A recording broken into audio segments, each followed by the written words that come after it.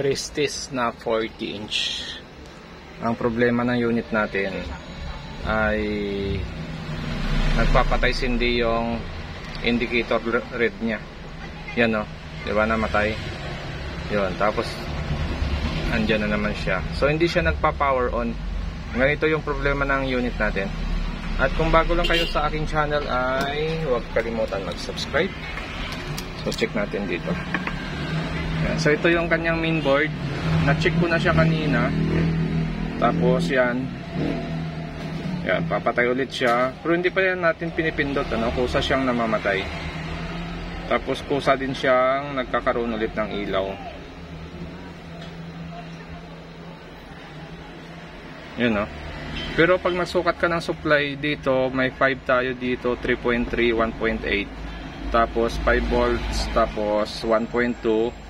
Ito 12 volts natin. So kompleto ang supply, normal ang supply, pero ganito ang lumalabas sa kanyang indicator light. So ito kasi ay yan, 10 per signal. So hanap tayo ng board. Pwede naman natin palitan ng board to. At pwede rin natin i-try linisin yung IC. Linis muna natin ito. Tapos pag ganun pa rin, ibig sabihin talaga may problema na yung unit natin. Yun o, umiinit yung IC.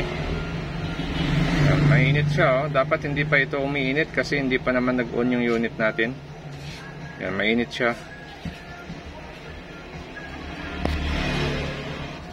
So ito, meron tayo board. Ito yung original, tapos ito naman yung sa atin.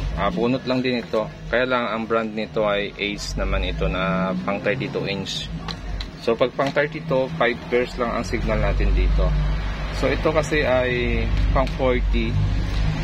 Ang signal nito ay 10 pairs. So hindi sila pwede, ano, magkaiba sila. So gagawin natin dyan para magamit natin yung board natin. So gagawin natin dyan, yung program na ito, ililipat natin siya dito para maging 40, pang 40 inch yung signal na papasok dito. Kasi nga parehas lang naman sila ng board number. So pag naglipat kayo ng program, titingnan nyo ito. Yung board number na yan, dapat parehas din sa board number ng pagkukunan nyo ng program. Kasi pag magkaiba yung board number na yan, tapos kukunin nyo yung program, ililipat nyo siya dito, tapos hindi sila magkaparehas ng board number, hindi po gagana yan. Iba ang lalabas doon, hindi oobra. Kaya dapat parehas talaga yung board number. So gagawin natin yan. So ito yung program na yan, ayun ang gagaling dito. Ayan. So lilipat natin siya dito. Titingnan natin kung mapapagana natin siya. So ito na, na-set up na natin yung memory niya. Bali yan yung sira na board. So yan. So ito LVDS natin. Ito yung positive ng VCC natin.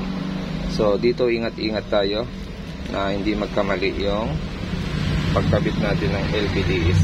Tapos ito naman yung sa backlight natin, kabit din natin. Tapos itong AC cord natin, kabitin natin. Tapos yung control natin. Ano muna to, temporary lang ito. Yung control natin. Para lang may mapindot tayo.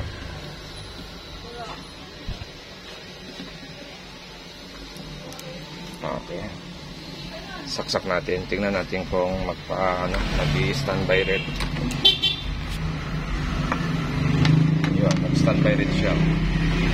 So hindi na siya nag-off, hindi na siya nagpapatay sindi.